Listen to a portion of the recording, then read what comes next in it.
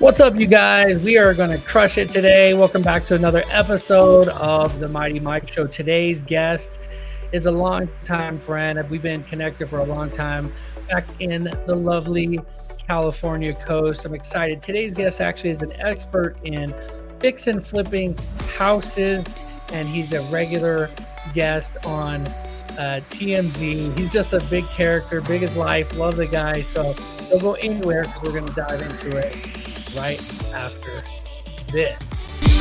So the big question is this: how can we achieve financial freedom, quit the 9-to-5, and live a mighty life? That is the question, and this show will give you the answer. You are listening to the Mighty Mike Show with your host, Mighty Mike Reed.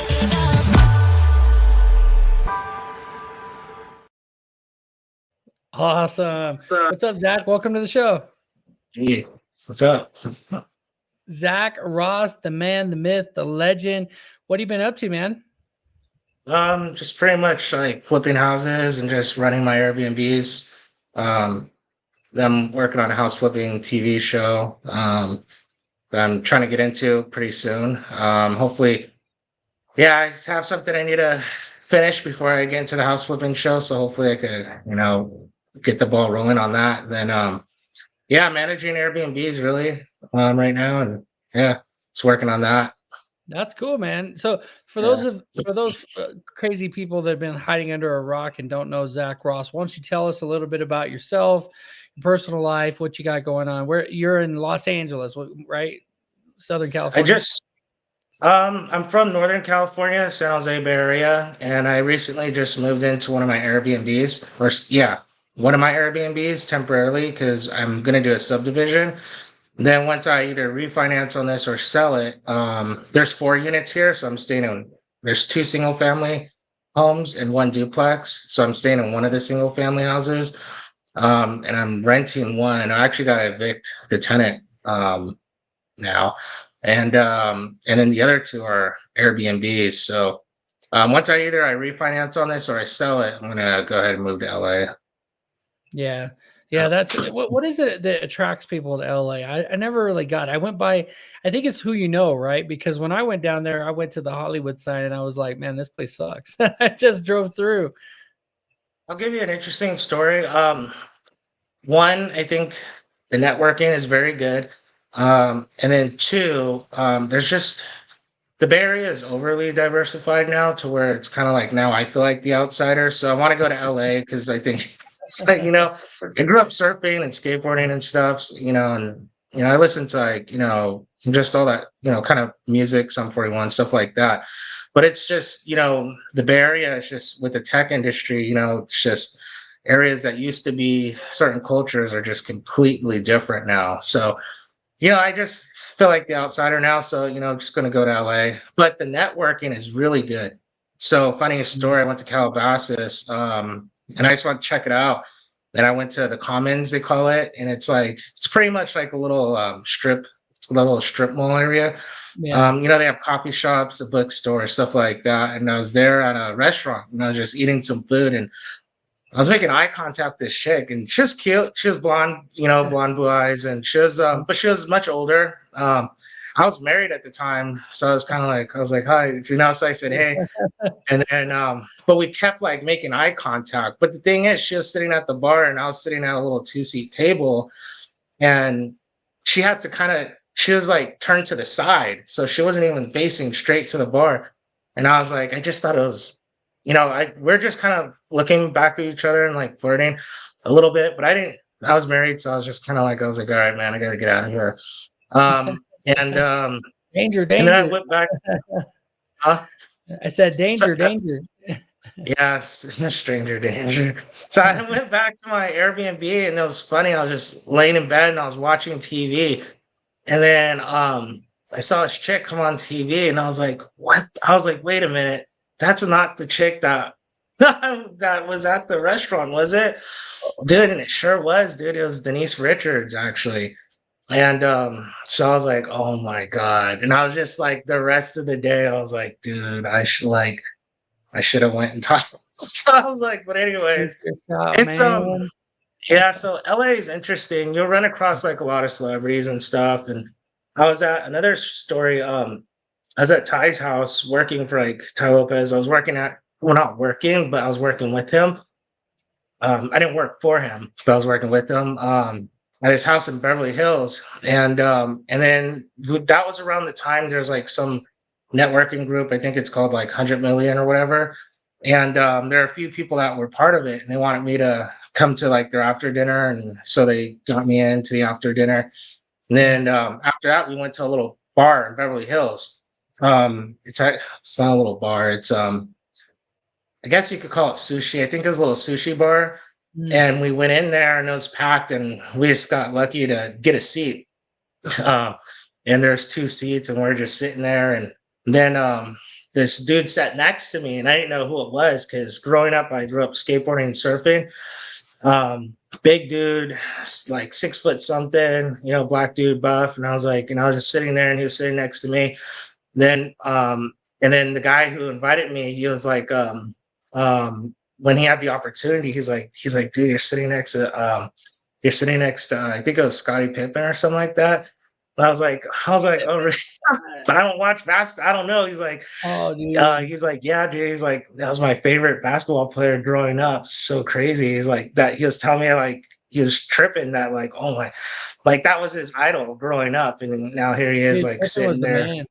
Pippen was the Yeah. number one guy for Jordan. Like Pippen, a lot of people credit a lot of the Jordan's success. Not, I mean, Jordan was Jordan, but like in actually getting the rings, you know what I mean? Actually Mhm. winning that much as many times as he did was Pippen and Kukoc, a lot of those guys. That he's a legend just as much as Jordan. Jordan was just the leader. You know, Okay, nice. yeah, Nice. crazy. Yeah, That's so crazy. yeah, it's So, good so, so networking. networking in LA basically is what you're saying. Like you're in LA, you're amongst people who are all having a good time, who've all experienced some kind of success, and you got to meet Pippin. That's cool. Yeah, and on top of that too, I'm gonna do the house flipping TV show, and I want to do it in the Bay Area, but just everything, sometimes like the universe, just kind of works in certain ways, and just everything kept saying no about that. And I was like, okay, I'm not gonna fight it anymore. I was like, I'll just do the house flipping show in LA. And then sure enough, and then something even bigger came along that's gonna bring me to LA. Well, now I'm actually working with them. First I wasn't really telling anyone because I didn't want to screw it up. Yeah. Like how sometimes you can accidentally jinx yourself by like Hmm. talking about big things, and for whatever reason, I guess maybe there's some people that just So don't believe true. it, or some, yeah, it So just true. somehow some way screws up. But so pretty much now I'm working with something similar to a hedge fund, so a family office. So they're going to be backing me um, pretty much with all the capital to flip all the homes. So right now we're doing a few tester properties. So it's going to work out because, yeah, I mean, so now I'm going to have like a steady flow of homes to flip, and work hand in hand with the TV show. So those are like the That's major cool. things that bring me down there. Yeah, top five. Yeah. That's cool, man. Yeah, I'm pretty connected with a couple. I don't want to name drop them, but just because I don't know if I can, but uh, some people that have their own show, and it's really cool what happens when you get on this mainstream TV, even something like A&E. They start this TV show, and then all of a sudden they just blow up, and they're getting deals sent to them, 5, 10 deals a day sent to them that they can turn down or they can wholesale off to other people. And I think what's his name? Grant Cardone, he talks about this a lot. He says, obscurity, your biggest challenge is to make obscurity he says your bitch, make obscurity your bit. Basically, everyone knows who you are. Half of them hate you, half of them love you, but everyone knows your name. That's Yeah. that's the goal. And that's what a TV show does for you. That's exciting, man. Yeah. Yeah. It is. Yeah. Yep. So I look forward to it. That's pretty cool. So San Francisco, the guys I can think of up there are Michael Marangiello, or I can't say his name. I can never say his name, but there's like some meetups and stuff up there that are pretty good, right? Up north. Before COVID, I think the meetups were really good. It was really strong. And yeah, I mean, there's enough of them. And like I was saying, like the new cultures over there, it's kind of heavy. So like, there's a real heavy like Vietnamese real estate investing, I guess network up there, and there's like hundreds of them. So it's kind of interesting. So there, and I was from San Jose, so most of the meetups were kind of that. They like to stick together. They like sell each other deals and they lend to each other and all that stuff. They stick together. So it's kind of cool because the Bay Area, there's so many like huge metropolitan cities to where you can find meetup groups very close by, like you know, Just all over, huh? yeah, there's all over. Mm. Yeah, I mean, there's a lot. There's a lot. Before COVID, it was real strong. After COVID, it was like it dropped down almost like nothing. So like Mm. even before I left, I tried looking for a meetup group just out of curiosity, and there was Yeah, pretty much nothing going on. Yeah. that's crazy. How about that app you were doing for a while? I thought that was pretty cool. Is that thing still going? The social media app? Speakeasy. Yeah, so that's Ty's app, Ty Yeah, Lopez's app. yeah. And I got sucked into it. There was a girl, she was like hot, and so she wanted me to be active on the app, and I was like, okay, yeah, sure. Dude, So you then were that's like how the I, man on that app. huh? You were like the guy on that app, man. I was like, man, Ty Yeah, must have like recruited him or something to do that. That's yeah, crazy. yeah. They even put me on the image for the like when you go to the app store, Uh, like you put in like Speakeasy Live, and then like there's like a picture of me in there. There's more, but now it's just like one. But yeah, it was pretty. That was good networking. I made a lot of money on that app. I got private money lenders from it. I got yeah, I even met like people I became like kind of like connected friends with, like talked to on the regular. I went to Mexico, some of those people. So I met up with a lot of them. I actually just that's had cool. one person just leave not too long ago. He came over and hung out for like 2 days. So it was cool. Mm, It was a good app because everyone there was, you know, Ty's target audience, we're all probably between 20 to, I'll say like 35, people that like to have fun and, they're an entrepreneurs, so they're business minded. yeah, So it was some like real good networking. Yeah. that's cool, man. Well, listen, you got a lot going on. So, but what a lot of the guys that are watch this show on a regular basis, they are investors or realtors who want to become investors, right? What not a lot of people are talking about flipping these days, other than some of the TV shows. And you're getting ready to start a TV show, so maybe let's start like what tell us about like your first deal getting involved. How did you even? And first of all, let me just preface with the first time I actually researched real estate investing, I was following Ty Lopez, and Ty Lopez said, "Hey, I have a course that is teaching real estate and how to get into flipping houses." And that's when I first was introduced to you, and you were teaching the courses on Ty's platform. I don't know if Ty's okay with us talking about it, but I don't even know if it's still there. But I learned a lot from you, and that's how I first got to know it. And I was like, and I forget what happened when I reached out to you. You were on the show once before, and we had a good time. But let's talk about like your first deal. What even got you started in real estate? I can't remember. Yeah. Yeah. Um, so one thing you're talking about, like, a lot of people don't talk about flipping, but it's kind of interesting. I was just talking to someone the other day and I was like, the reason why you'll see a lot of people like, they'll try to like sell a course on flipping, but a lot of Yeah, those guys are like, they usually work out of like smaller markets. Like, you'll find a lot of them are like in Ohio or like Detroit, yeah, stuff like that. The thing is, it's like, you'll hear a lot of guys who are like, oh yeah, we're flipping like 50 homes a month, but a lot of those homes are like $10,000 homes, like out in that's like crazy. Idaho or Yeah, something like that.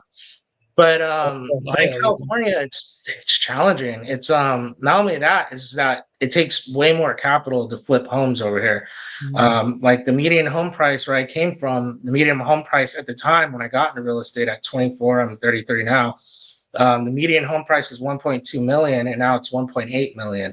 So getting into house flipping was very challenging. But the California market is just gold for it because our profit margins are massive over here. So I'll go into my first property, and my first property is what I did is long story short, when I first got in real estate, I started off with a $7 book. Then I moved to Wisconsin temporarily for 6 months to get married. My wife was from there at the time. We're not married anymore, but she was from there and she felt comfortable being there, newly married. And I was like, yeah, sure, okay, I'll go to Wisconsin. And I was in Wisconsin, and when I first started homes, these were 5,000, 7,000, $10,000 homes, so it's like I felt comfortable because it's realistic to buy some of those homes. You could even buy a house with a credit card, $10,000 house. So Yeah. so over there, yeah, over there, that's how I kind of hit on those homes. And then when I came back to California, God, I was on Craigslist and I was like, dude, like 1.2 million. I'm like, are all the homes like 1.2? And sure Yeah. was. So it was very intimidating at first. It took me a long time to successfully wholesale my first house. I think it took like 2 years. But after that, everything really steamrolled. But it was just very intimidating, big prices. I'll say the biggest thing you got to learn from wholesaling to flipping is like you got to understand how the numbers look for the flipper. And once I started understanding how the numbers looked for the flipper and how they crunch the numbers and stuff, which took me a long time because I didn't have money for mentoring, so I was just watching YouTube videos and reading books. And more importantly, I was watching who became my mentor, Jason Boozy, on Facebook. I'll just read. He would post a lot, like every single day, and he'll post a lot of stories. And I just is what I did is I put myself kind of in his shoes. So when I talk to realtors and homeowners, I'm like, oh yeah, well sometimes, when you see the crack here, it means this and that. So I sound like I knew what I was talking about. Yep. And That's and then I awesome. went to a meetup group, and Jason Boozy was there, and I was like, hey, he was like, same thing everyone else does. I was like, hey, how do I work with you? Blah blah blah. And he's like, oh, well, I don't really work with anyone, but I was like, all right, well, what's the best way to get a deal? And you'll be the first person I bring it to. So that's what I said. And he's like, okay, well, he said, cold call realtors. And I was like, that's exactly what I did. So I went home, I put together a list. I realized it was very time consuming. I hired a VA from the Philippines to I paid her like $20, put Yeah. together all the realtors in the whole Bay Area. I had like 1,000 agents on my Excel spreadsheet. I just sat there and cold called agents all day. And I'll say, once you get to the 50th call, you're guaranteed to have at least like 5 or 6 leads by then, off market fixers. So so that's how I got my first deal. And I cold called an agent. And then he's like, yeah, I have a fixer, but it's on the MLS. It's been sitting for a while because it has foundation issues. And so that's how I wholesaled my first house. And then when I so once I had that experience, then I went back to the networking group again. And I ran across a guy who said he was like, he wanted to learn how to flip houses, and he had a lot of money in his stocks, like 300,000 that he could borrow against. He could borrow against it, Yeah. and I guess some stocks or something. And the thing is, he didn't want to. He ran across the same challenges we all run across: is how to find a damn deal in California. So I was like, well, the guy on stage, Jason Boozy, yeah, that guy taught me how to find deals, and that's all I do now is just look for properties. So I said, if you want to flip a house together, I could find a deal, and we could also. He may be willing to help us out and mentor us too. And the guy's Mhm. like, yeah, let's do it. So I went to Jason. I was like, hey, Jason, I was like, you got a property? I have a private money lender. And he's like, yeah. And he's like, yeah, I actually have one right now. And he's like, I just got, I'll get back to you like tomorrow or something like that. Cause he was going to go to contract. I think he bought it. And then I think he did a double close. He bought it and then sold it to us. And I'll tell you the reason why without getting too sidetracked. But so he sold it to us for 850. And so yeah, so I brought it to that private money guy, and I was like, hey, here's a deal, da da da. that Jason Boozy guy, he's got a contract, and I think he's going to buy it and then sell it to us. And the ARV is like 1.2 million, right? So he said the asking price was 850,000, and the ARV was like 1.2 million. And he said he's going to connect us with this contractor that he said he could do really good work. He could get the job done, get the job done on budget and on time, which is very key in this real estate world. And the guy's name's Armando, best contractor I've ever worked with. And so the guy came over to the house, gave us a bid. He said 80,000. Put the numbers together, and like, damn, dude, we're looking at a profit margin. I think it was like 220,000 or something like that. So we're like, let's go. So the guy put up the capital. We bought the house. We kind of used the guy, a lender. He's like kind of a hard money lender, but he does conventional loans too. And it's kind of a hybrid. He gave us some very interesting rates. But we had to do 30% down, which was a lot. And then we covered our own construction funds, but he charged us like half a point and like 5% interest or something like that. So unheard of. So that's but great. we had to do with our own construction and 30% down. So it wasn't all that great, Yeah, But 80 grand plus, yeah. So we went ahead. It took us like a month, turned it around. Beautiful house. It was golden gold. It was the perfect beginner's fortune. I call it fortune instead of luck. They had like paid off solar panels on the roof. The grass didn't have to do anything to landscaping because it was all like artificial grass. It was just a beautiful house. And then I was reading a book by Trump called The Art of the Deal at that time. And is what he did with his condominiums is he was the listing agent. And I was like, and because I knew how to crunch numbers, right? So I was like, dang, we got to pay like 6% to an agent on the back end. 6% on 1.2 million is a lot. So I was like, dude. And then like when I found out that Trump was the listing agent for his condos, I was like, but he doesn't focus on being a realtor, but he was the agent. So he made all the commissions on top of the profits that he made for whatever else he did. So I was like, we need to do that. I was like, how do I? But I'm not a realtor, nor do I want to be, and we're running out of time. And so I started looking into it, and I found out that you could list your house on the MLS and just pay a flat fee. So that's what I did.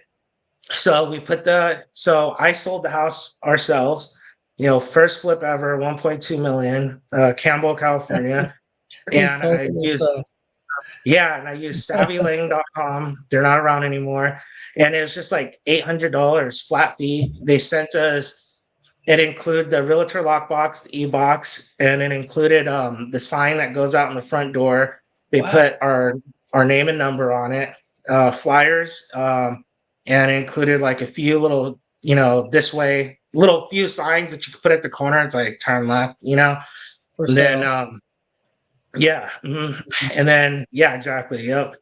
And then and we had open house. Went to Noah's Bagels, got some bagels, donuts, coffee, and just had an open house.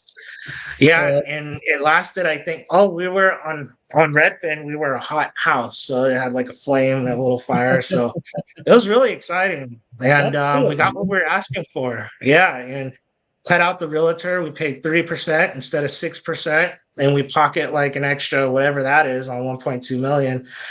So so it was pretty exciting. That was the first flip, and that's how I found it. That's how I got it financed. I think people a lot of times don't understand the value of the first deal. Like you guys going through that, it's proof of concept. Like you said, it took you a while to get your first wholesale, then you got this deal that you're working on, and then you end up making. So you ended up pocketing. You had to split what, 220? You split. I think it was more than that. I think it was like probably like 280 or something like that. Yeah, and we did.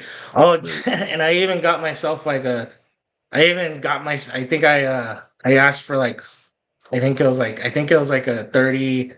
What was it? Was that 30/70? No, it was like a 40/60 split or something. So I got 60% of it.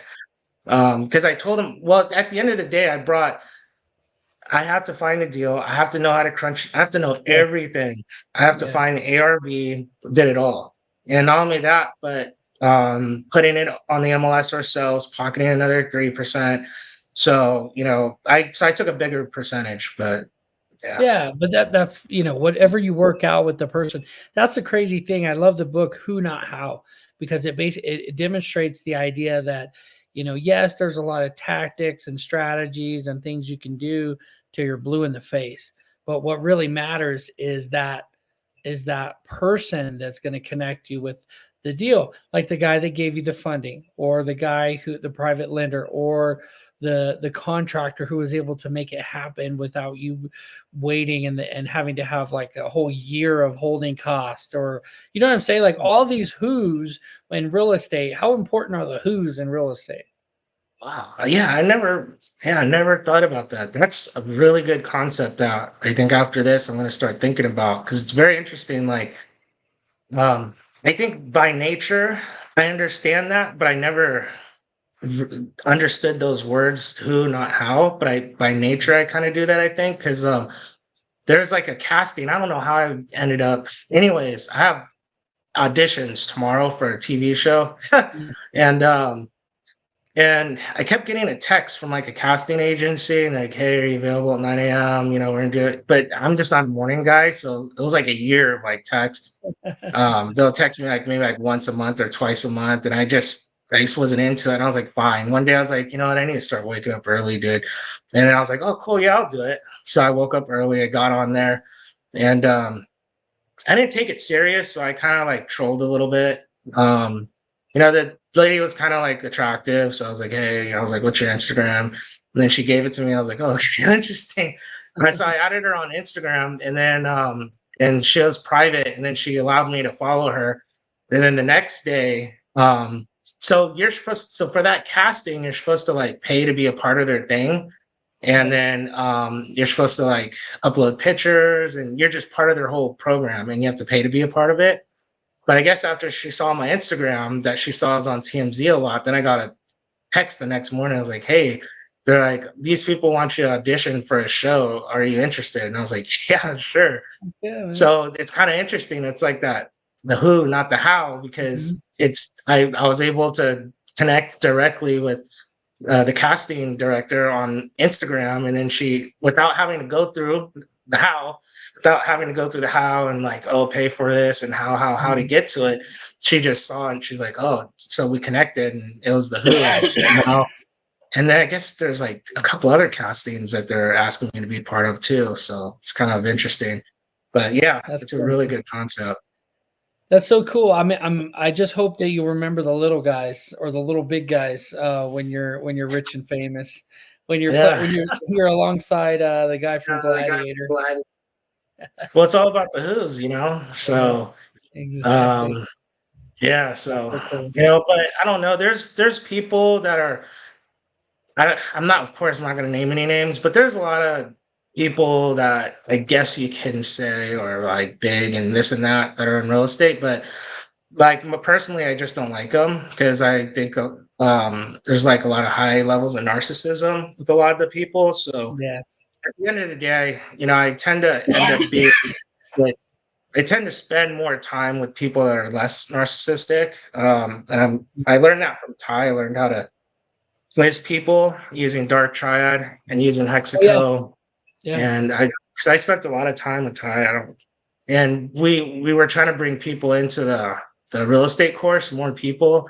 Yeah. So there's a lot of people we went through and we quizzed them, and I just now I use quizzes for everything and everyone, even if I was going to date a girl. But anyway, Excuse long me. story short, some of those guys, I just think it could be a little bit annoying when people are extremely narcissistic. So I tend to like to hang out with you know, regular people anyways. Yeah, people who actually have a conscience and stuff, and yeah, you're actually reminding me of a lot of guys. I guess I won't mention his last name because he's actually become kind of a big deal. But like Cole, Mm, okay, different guys like him. I think you know who I'm talking about. Cole, he's like a yeah. big deal now in the event space. Huge. Mm, You know, um, and Ty's made him. Man, I actually remember watching Ty back when Grant Cardone went and visited him in his mansion, and I remember Grant very vividly. This is all Snapchat when I used to follow him on Snapchat, and I remember vividly The, on the back on the back in the backyard or by the pool, Grant saying like, "What's the point of even social media, social really? media, really. You know, what's even the What's point even of doing all this?" And now Grant Cardone is like just like, I mean, just like totally blown up totally after blown he up? connected Mm, with Ty, and then connected yeah. with what's the other guy, the Rhino guy. He connected with him too. Who? I forget his The name. who? Anyway, Uh, oh, Bradley, that's who it is. Bradley, mm, the course guy. Yeah, help you create your course. But anyway, yeah, again, it's the who. So it's really cool. So you and Ty still cool, or yeah, of course. Yeah. Yeah. Yeah. Yeah. very Well, I cool. mean, we don't really talk unless it's business. I saw him not too long ago. What month are we in? September. I think I saw him like maybe like 6 months ago. Unfortunately, you know Zach Cookman, right? So Zach Yeah, Cookman is Ty's like longtime friend since like high school, and that guy passed away suddenly. So so he had a funeral Zach, up in North Carolina. Yeah, Zach, Cookman. the Yeah, Zach goofy Cookman. white guy, Zach. Yep. No Yeah, you way, didn't. that sucks, Yeah, man. Dang, yeah, it's that's pretty sad. crazy. Yeah, Dang, that's crazy. So, well, yeah, we probably shouldn't go into that too much, but that's crazy, man. Yeah, I'm sorry to hear that. He was a character on all of Ty's stuff. You know, yeah. that's crazy. Yeah. Well, let's what I'd like to do is like anyone who's watching this, who's like considering real estate and wants to get into flipping and things like that. Wholesale is a great way to get started because you don't have to have that capital, right? You could go out and just find deals, make the calls, like Zach was saying, make those calls, find that agent who has a deal that he can't sell because it's all beat up, and then you can turn around and send that deal to someone like me. If it's in Florida or New Mexico, I'm buying everything that's sent to me. I'm actually, after the show today, I'm going to go and actually meet with a seller here in just a little bit. And a lot of times people don't understand we're helping them. You know, there's a lot of people who are about to lose their house to the bank, and then we come in and catch up their payments, and give them some money to walk away with, so that their credit isn't hurt. Now they can just start a new life with the money that they have. Sure, we make a lot of money on those deals, but we're also helping them. And so Zach, what's your parting piece of advice here on the show for someone looking to get started with investing?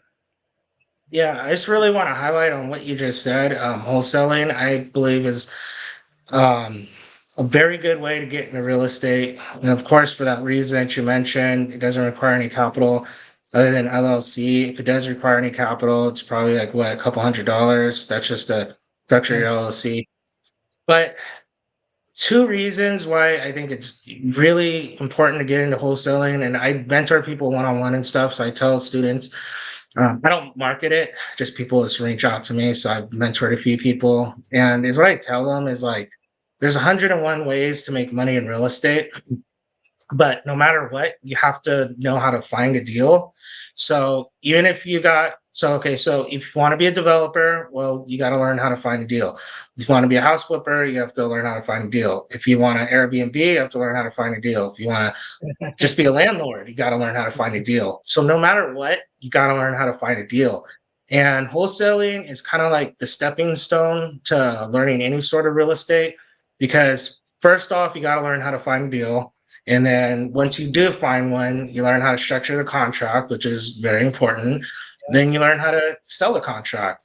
And that's where things kind of go off to a different direction. Now the house flipper is going to go flip it, but no matter what, you got to learn how to find a deal. And the thing is when you try wholesaling some of these properties to flippers, you're going to learn stuff that you're not going to learn in the courses as well, because there's just too much to learn. But there's going to be little things that maybe you don't know about your location, and then the people they'll be like, hey, that's that side of the freeway is completely different from the other side of the freeway, because so the value of that house, it's not going to be as valuable as the ones on the other side, and stuff like that. You kind of learn it, and you're like, oh, I didn't know that. So then you fall out Mhm. of contract, so then you start learning how to send it to them. Maybe right first you do a verbal. You get offer accepted, verbal. Be like, okay, well, just give me a minute, and then you go try to, maybe wholesale it and see what other guys say before you get in contract to have to cancel it. But still, you're gonna learn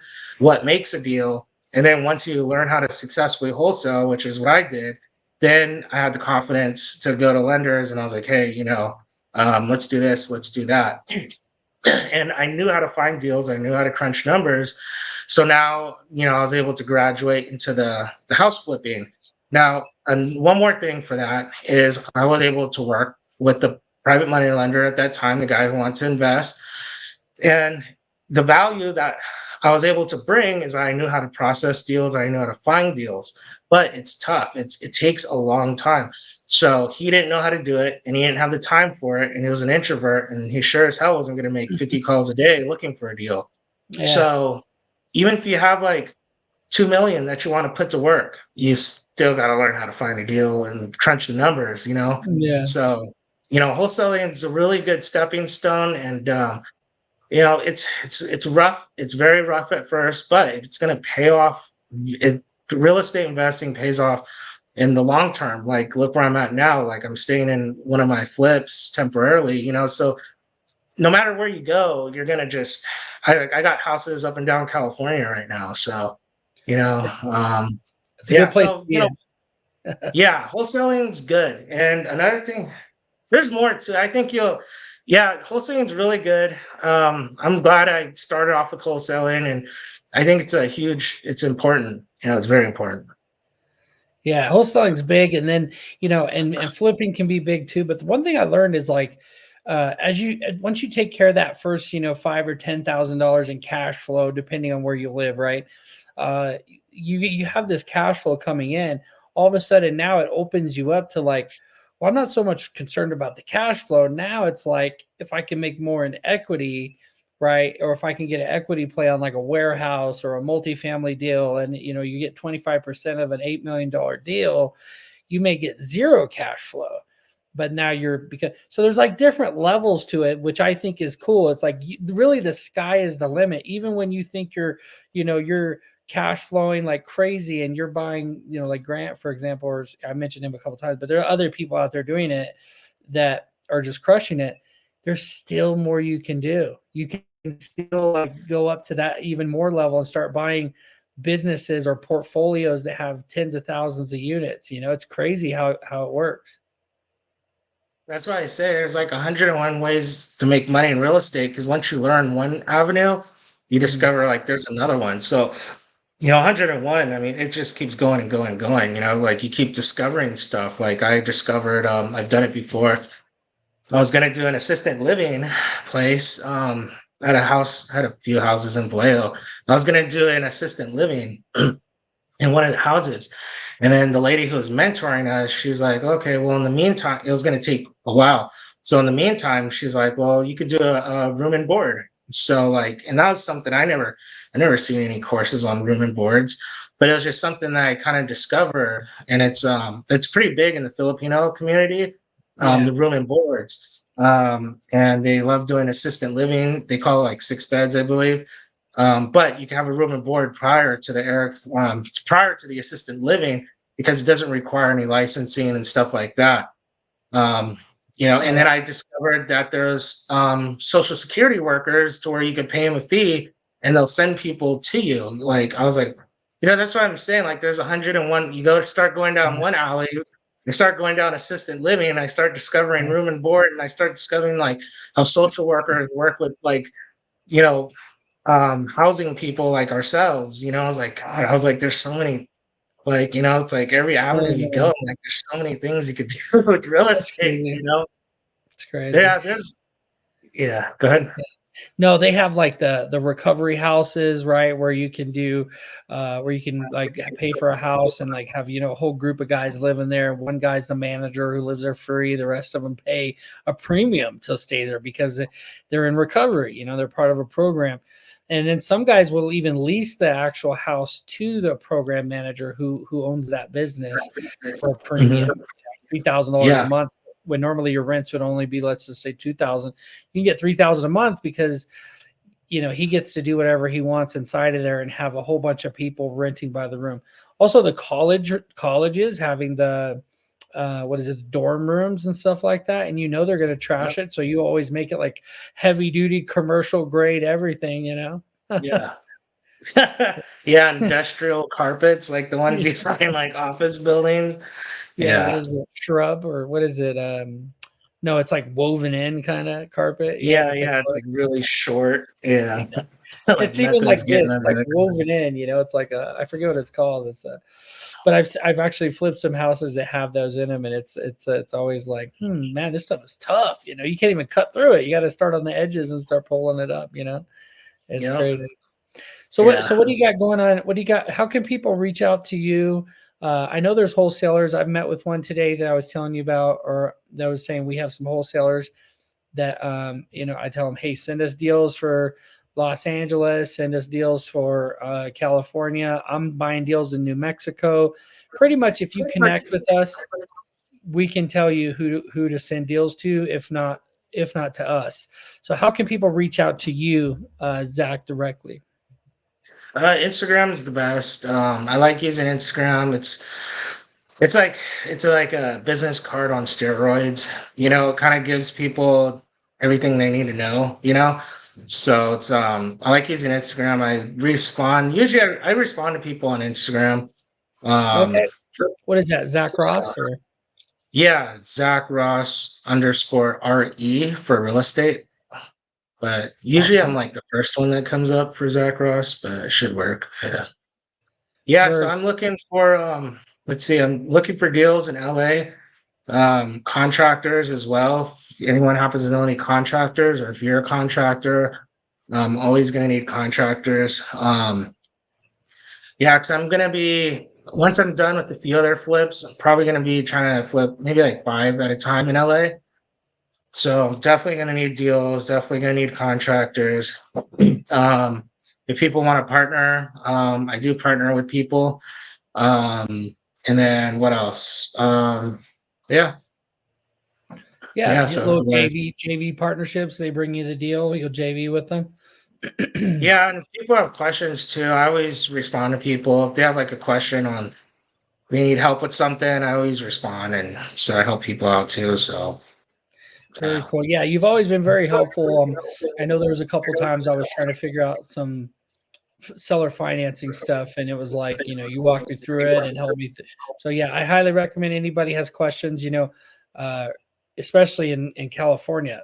Like you from Northern California to Southern California. You're the guy. So Yeah. definitely appreciate you coming on, Zack.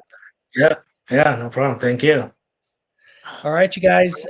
Thank you so much. Listen, guys, if you haven't connected with Zack, go over connect with Zack. If you haven't already, listen, we talked a lot about getting deals and actually finding deals. You guys know I wrote the book on finding motivated sellers and closing the deal. A lot of the stuff that I learned in there, I actually learned from Zack, and being able to close and being able to make connections with sellers, and then taking it from just being a contact to actually being able to buy the deal. And it's super powerful. All my favorite list stacking, and just great stuff. So thank you so much. If you're not a part of the Mighty Meetup community, go to mightymeetup.com, and we will see you guys on the next episode. Take care. For more great content like this and your chance to win cash prizes each week live online, visit www.mightymikereed.com. That's www.mightymikereed.com. Don't forget to subscribe, rate, and review on your favorite audio platform. Until next time, take care and live mighty.